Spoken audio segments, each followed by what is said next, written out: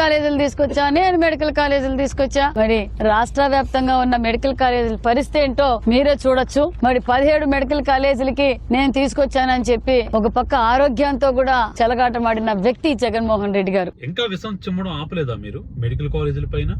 జగన్మోహన్ రెడ్డి హయాంలో 17 మెడికల్ కాలేజీలు వచ్చాయి. అందులో 7 పూర్తి చేశారు.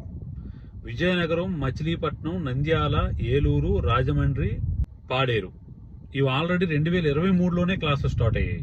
పులివెందుల కాలేజ్ కూడా పూర్తి చేశారు. అప్పటికే మీ ప్రభుత్వం వచ్చింది. ఆ సీట్స్ మాకు వద్దని చెప్పి వెనక్కి ఇచ్చేసింది మీ ప్రభుత్వం.